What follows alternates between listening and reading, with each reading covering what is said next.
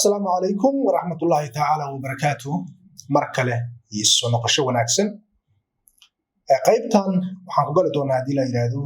programkeena labaad ama modelkeena labaad diploma in applied research and statistics course-kan waa applied descriptive statistics haddaba marka course-kan waxaan ku focus gareyn doonaa qaybo kala duwan laakiin mostly waxa weeyaan focuskeena guud wuxuu ahaan doonaa qaybta descriptive-ka oo qayb statistics sida caadiga qaybna waa inferentialis qaybna waa descriptives so marka applied descriptive ama descriptive statistics-ka ayaan marka mostly focus ka saari doonaa inagoo marka qaybo yar yar oo theory-na soo bandhigi doono sidoo kale qaybo xisaabaad la xiriiro oo aan xisaabin doono hadii la yiraahdo mostly-na aan rajaynayno in mataqaanaa dugsiga sare dhamaadkiisii jaamacadda bilowgeedii oo kale in somewhere lagu soo qaatay so xasuusinaynaa oo kaliya barasho ma dhihi karno then waxaan toos u sii galaynaa hadii rabweyne idmo waxa loo yaqaano qaybihii data analysis-ka inagoo markaa mostly course-kan u isticmaali doono qaybta Excel-ka hadii rabweyne idmo okay haddaba marka descriptive caadiyan waxa weeyaan in la soo bandhigo data marka original data ama raw data ah in qaab meaningful ah oo macno leh in loo soo bandhigi karo oo qofku markuu arko uu fahmi karo si fudud isagoo waqti badan aysan ka qaadanin okay so marka waa summarizing iyo mataqaanaa waxa la yiraahdo describing data into a meaningful mataqaanaa way laakiin marka hore datada waxa weeyaan data setka guud markay tahay ama raw datada waxaa laga yaabaa inaadan macnaha maaragta si fudud aadna ku soo helin ama marka majority-ga dadkan meesha u badan yihiin ama halkay u codeeyeen ama halka uu go'aankooda u badan yahay ama jawaabtooda dhankay u badan tahay inaadna si fudud ku heli karin ilaa ma ay marka aad descriptive ku soo bandhigto badanaana tirakoobyada iyo waxyaabaha la midka ah iyo marka mataqaanaa astaamaha markaad soo bandhigayso wax ayaa la isticmaalaa okay haddaba sectionkeena koobaad marka waxaan ku qaadan doonaa course introduction-ka qayb yar oo la xiriirta sidoo kale waxaan ka fargareyn doonaa population iyo sample waxa ay kala yihiin variables and data and the types of data ayana wax baan ka dhihi doonaa sidoo kale measurement scales-na waan ka hadli doonaa so kan koobaad introduction-ka haddii aan hore u galo waa maxay statistics ayay ka bilaabanaysaa statistics wuxuu ku leeyahay waa applied mathematics branch ka tirsan okay waa branch ka tirsan xisaabta qaybteeda la yiraahdo applied okay taasoo marka involved ku ah ama qayb ka tahay collection in la sameeyo maxaa la sameeynaa collection data macna in xog la soo aruuriyo lagu sameeyo description iyo analyzing ugu dambeyntina conclusion ama marka natiijo laga soo saaro ku saabsan from quantitative data yani waxa dhan oo la sameeyo collection describing iyo mataqaana analyzing-ka yani iyo conclusion laga sameeyo waa quantitative data that means research markuu qayb quantitative iyo leeyahay qayb qualitative waxa ogaataa qaybta research-ka ee quantitative-ka bis ayaan marka u baahanaa wax la yiraahdo statistics okay then statistics-ka marka hadda waxaan ka sii baranaynaa qaybta marka hadana descriptive okay so marka statistics guud ahaan maxay doorto waa sidaa qaab badan oo kalena waa loo qeexi karaa qeexitaanka labaadna same meaning ayuu sheegayaa wuxuu leeyahay statistics-ku waa science of conducting studies to collect, organize, summarize, analyze and draw conclusion from data xog ayriin oo raw data ah waa in mataqaanaa la soo aruuriyo ama process-ka qayb ka tahay in la soo aruuriyo lagu sameeyo mataqaanaa waxa la yiraahdo la organize gareeyo la isku dubarido sidoo kale la summarize gareeyo okay oo la analyze gareeyo mataqaanaa go'aan laga soo saaro ama natiijo so marka data marka hore oo la soo aruuriya ayadoo organization lagu sameeyo oo summarization lagu sameeynin macnaheedu conclusion lagama sameeyo karo that means haween waxaan ugu baahanahay statistics ayaa la taa xogta iyadoo numbers ah oo wax macna oo ay sheegayaan la arag waxa weeyaan ama ay macna leedahay ama waxay macna leedahay aan qofku fahmi karin ayaa adigu halal u keenaysaa okay wala yaaba jaamacadan in age-ka dadka da'da ay jiraan aad soo wareysato ama halka ay ka imaadeen aad soo wareysato ama aad soo wareysato mataqaanaa adigu kolba waxaad cabiraysaa macnaha markaa so marka aad soo aruuriso 2,000 3,000 oo qofood laga yaabaa inkastoo mustali aan intaas dhanba la gaarin sambal 300 oo qofood soo wareysatay numberskii ay markaa mataqaanaa daadoodu ahayd ido finaarsan oo kala mataqaanaa organized unorganized ah oo original data and raw data haddii aad haysato macnaheedu wax macnaa kuma samaynayso okay wax ay sheegay oo macnaa ah ma jiraan ilaa ma markaa lagu sameeyo wax la yiraahdo analyzing iyo summarizing good statistics marka taasay noo fududeynaysaa wuxuu leeyahay marka halkan a marketing company ayaa wuxuu doonayaa inuu launch gareeyo ama markaa soo geliyo new product in the market suuqa inuu soo geliyo ama markaa suuqa keeno product cusub okay then maxay sameynayaan marka they conduct survey waxay fuliyeen ama fulinayaan survey ay ka aruurinayaan customerskooda okay macnaheedu maxay weydiinayaan su'aalay weydiinayaan marka war haddii productkaas la keeno bal ka waran ma iibsan lahayd lacag maxaa laga huri lahayd productga hebel kale ee markaa mataqaanaa alternative ku ah ma ka soo tagi lahayd oo kan iibsan lahayd lacag maxaa laga ogolaan lahayd inaad ku iibsato haddii lacala lagu keeno iyo wax lamida sidaas lamida wuxuu ku leeyahay daatadaas la soo aruuriyo customerka laga keenay ayaa la analyze garayn doonaa this is the point marka statistics halkan marka ay ka howlgalaysaa waa analyzing in analyze garaysa daatadaas si markaa mataqaanaa they can make companygaasi si ay markaa uga samaystaan informed decision macnaheedu si ay uga helaan go'aan ku saabsan target marketka sida pricing strategy okay iyo wixii lamida sida xaddiga ay ka keenayaan waxaan ama ay ka soo produce garaynayaan iyo wixii lamida so marka haday dadka wareystaan daatada analyze gareeyaan waxay heli doonaan dhimindhig intuu yahay lacagta intay ka dhigi karaan imise shay ay keeni karaan ama ay markaa halka marka koowaad soo saari karaan mataqaanaahay iyo wixii lamida okay I remember waqtiyada kamida aan xasuustaa mataqaanaahay nima dhalinyaro ah oo xarunta ardada dhigata kamida ayaa ii imaadeen waxay weydiiyeen macnaheedu waxay wateen it's like case la xiriiro sidaan oo kale oo mataqaanaa market survey inkastoo mostly aan mataqaanaa kula taliyey laakiin iyagu marka hore waxay ii sheegeen inay qorsheynayaan mataqaanaahay inay keenaan waxaan u malaynaa waa aragtaan macallimiinta jaamacada dhigoo kale markaa mataqaanaa shaqada xilliga kuleylka galaasada dhigayo haddana energy saa'ida gudahay for example marka waxaa arkaysaa kama soo qabo fanaanadaha maaragtahay oo loo isticmaalo mataqaanaahay waxaa jiro qabashada leh so marka nimankan waxay rabeen sidaan oo kale inay mataqaanaa fanaanadaha noocaasa keenaan eegaana in mataqaanaahay mataqaanaa intaysan keenin in la iibsan doono in kale inay survey ku sameeyaan so it's okay just waxaan ku yiraahdaa marka su'aal ka diyaariya waliba waxaan ugu sii daray waxaad samaysaan mataqaanaa wax la yiraahdo macallimiinta maadaama aad isfahmaysaan ugu sii darab ilaa waa iska dhaqan Soomaaliyeed ugu sii darab maxay in mataqaanaa aad dalabka ka sii qaadaan oo lacagta qayb kamid ah ay ka sii hormarisaan 2-3 meeqanka aad ka iibsan lahayd kala ruuxa ka dhigan lahayd dana lacagta ka sii qaad it's okay 50% lacagta iyadoo ku xarootayba alaabtaada dalbo waa marka way dhacdaa macnaha laakiin anaga dhibaatada haysta waxa kamid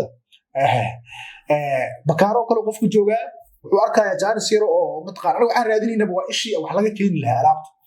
meesha sax laga keenaa leeyahay markii sir yar loo sheego loo warrabo then suuqu joogaa waxa uu muuqdo isla way jirtaa by the way qofku markuu wax badan joogo dadku waxay dareynayaan uu fahmaya been ma laakiin saastay tahay isaga wuxuu ku saleeyay marka rabitaankiisa macnaha lama rabo marka it's like wuxuu arkayaa in mataqaanaahay dadkii waxa kan ay doonayaan ama la weydiiyay marka qaar isagoo aan hayn soo marka wuxuu samaynayaa wuxuu leeyahay waa dalbanaynaa qarasha la gelinayaa hadhowtu waxa weeye haddii soo weysan waxa la waa qadar caadi weey soo marka midii dadin soo kay qadar waay laakiin dadaal maxaa fulisan maxaa sameeyay mid kale wax cilmi ku salaysan ama marka tajrubo ku salaysan ma sameeysan maya so taas waxay noqonaysaa marka hatta haddii aad keento yani qarashadkii ku bixin lahayd waxa soo dhan yani soo ogeyn oo waxba xisaabsanin oo aan marka forecasting sameynin buu bixi alaabti duwaya la keenaa ama marka meesh marka uu arkay inay ku haboon tahay ayuu hal mar keenay hadhow soo weysan wuxuu leeyahay waa nasiib darro ay heshay iyo maaragtahay reebtiga iyo duceynin iyo wax lamida oo aan loo joogin macnaha iska quraafaada so marka that's that sidoo kale waxaan leenahay why statistics loo bartaa okay why statistics sameynayna macnaha u baranay wuxuu leeyahay laba reason ayaa ugu waaweyn reasonka koobaad first reason iyo waxa weeyaan iyo second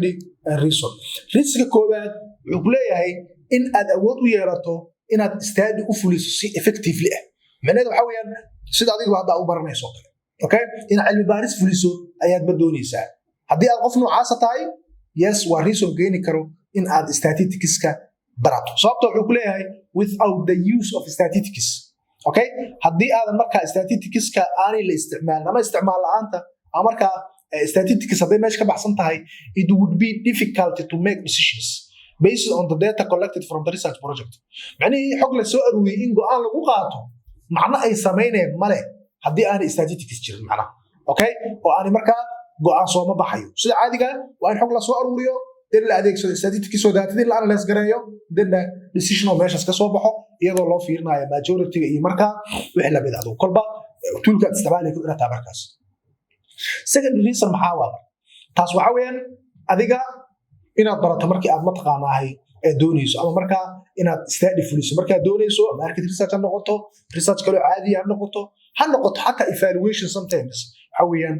unit because evaluation marka la samaynayo xogaa la soo aruurinaa waa la falaqaynaa natiija ka soo baxay go'aana lagu dhaqaaqaya it's same history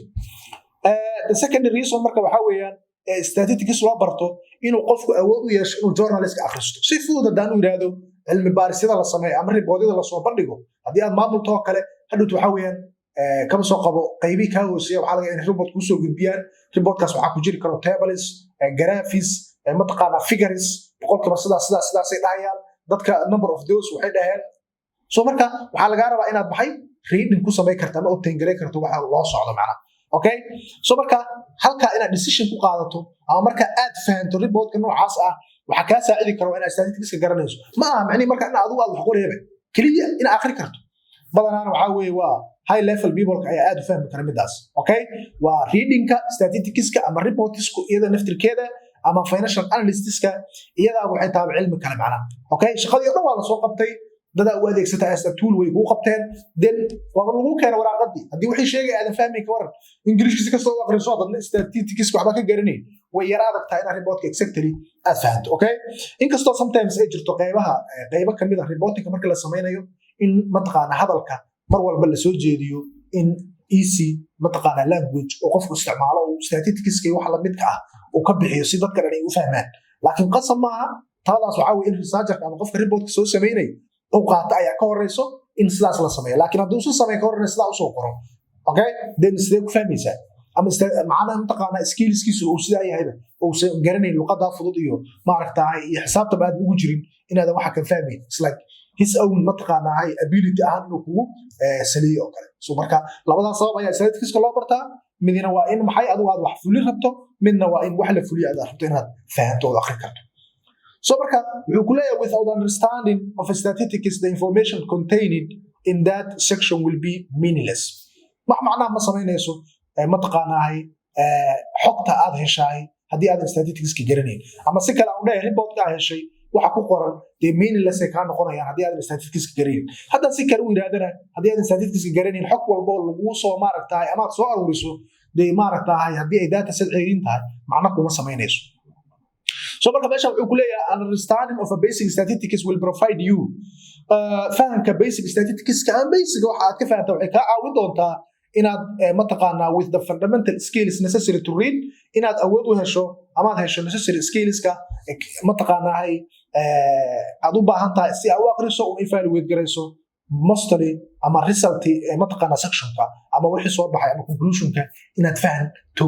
so marka exactly at least hatta basic ahaan u baro okay laakiin anaga waxaan u baahnaa inaan ku joogsano ya types of statistics marka labadaan ay u qaybsantaa sida caadiga waa descriptive iyo inferentials hadda case-keenu wuxuu markaa daaran yahay descriptive-ka inaan aad uga hadalno laakiin descriptive waa maxay waa fahan statistics-ka guud ahaan ay tahay dayto markaa mataqaanaa ayriin ama row ah ama data set oo marka original data-dii oo number kala madax bannaan ah sidee baa loo analyze gareynaa oo meaningful looga dhigayaa information macno leh ay statistics naga caawinaysa guud ahaan laakiin descriptive iyo inferential marka la yiraahdo waxa weeyaan descriptive waxay noqonaysaa waa in xog la soo aruuriyo lana organize gareeyo lana summarize gareeyo lana soo bandhigo datadaas macnaheedu mostly waxaa loo isticmaalaa tirakoobyadoo kale ama markaa mataqaana waxa la yiraahdo dadku jawaabaha ay u badan yihiin oo kale isagu xiriir badan kama hadlo okay kaliya wuxuu ka hadlayaa dadkan ama jawaabahan mostly dadku saanay dhahayeen ama sifadaanay lahaayeen badankood ama sifadaanay lahaayeen macnaha inuu dadkii mataqaana kala group gareeyo oo meesha loo badan yahay soo saaro oo markaa uu soo bandhigo summarizing data. Okay, that's a descriptive marka sida kama soo qabo magaala waxaa baarusa ama area waxaa rabtaa inaad baarto particular area genderka oo kale for example sidoo kale ama sex wax loo yaqaan male ama female. So marka boqolkiiba intaas ardadu waa male boqolkiiba intaasna waa female macnaheedu in kaliya aan intaas loo dhaafin macnaheedu waxa weeyaan waa descriptive iyo sidoo kale inay yiraahdo jaamacadda ardada joogto 2000 arday imisa gaari wado ama gaari wadi taqaano imisaani aqoon ama imisa gaari hadda wadato imisaan sawadan imisa mooto bajaaj ku imaata jaamacadda imisaanay ku imaan macnaheedu waa maxay number bis macnaheedu almost wuxuu sheegayaa majority of people ama boqolkiiba 20 ama boqolkiiba 80 ama boqolkiiba intaasi waa dadka waxay sifadan leh dadka kalena waa inta. Okay, that's a descriptive mark hadiiba intaas la dhaafi laakiin inferential ku muxuu noqonayaa inferential wuxuu ku leeyahay waa nooc kale oo marka statistics ka qayb ka ah mostalina waxa weeyaan waxa la isticmaalaa various maxay analytical tools toolal kala duwan oo kale oo analytics ama loo isticmaalo analyzing data si marka loo helo waxa loo yaqaan inferenceska ama predictionka ku saabsan population iyadoo data laga sameeyo from sample data. Okay, so that macnaheedu waa maxay in sample yar aad inta study ka fuliso aad ku metesho ama aad ku saadaaliso wax population dhanka dhici karo ayaa waxa weeyaan waxay noqonaysaa wax la yiraahdo inferentials. Okay, mustalina waxa la baaraa halkan markii la joogo relation wax la yiraahdo. Okay,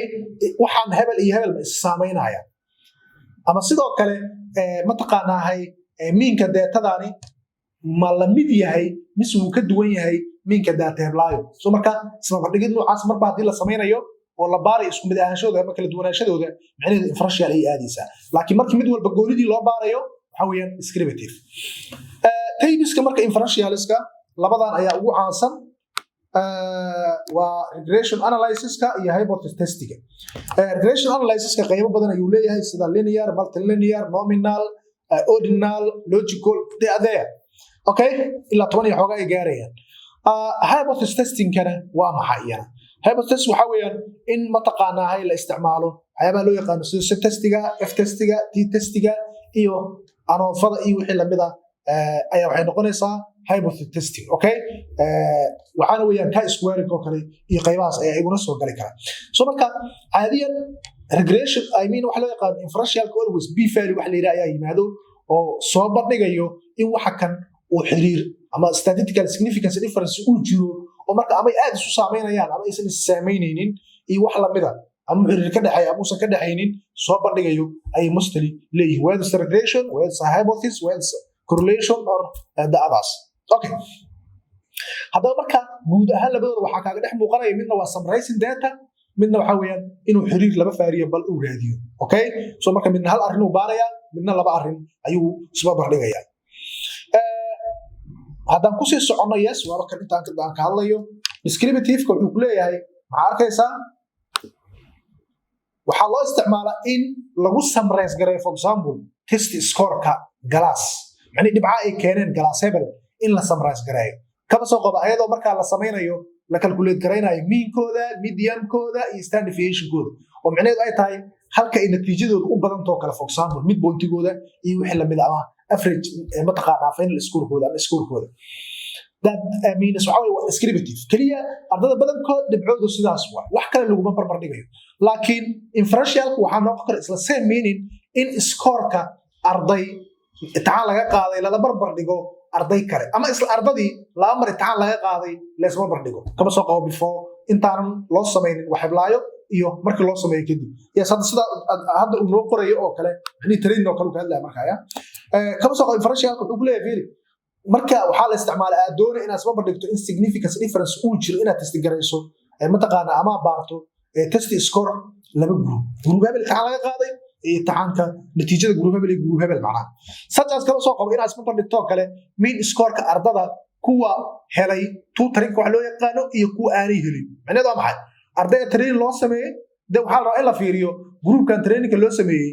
marka training dheeraad ka helay iyo kuwa kale ku galaaska hayo training aanay helin yaa dhibca badan oo sabab dhigo raba soo marka 20 ay ahaayeen kama soo qabo 10 training way qaateen 10 may qaadan soo marka wuxuu sameeyay hal imtixaan laga wada qaadi oo same ah de waxa dhacayo 10 kan waa la average gareena 10 kaas kalena waa la average gareena waa la soo bardhigaa marka average kooda la soo bardhigaa soo maxaa soo bixi karo in statistical difference jiro oo mataqaana ay saameyn ay kala duwanaansho ay jirto kala duwanaanshaas mar waxay noqon kartaa in mataqaana ay kuwa tutorinka helay ay aad uga sareeyaan mataqaana kuwa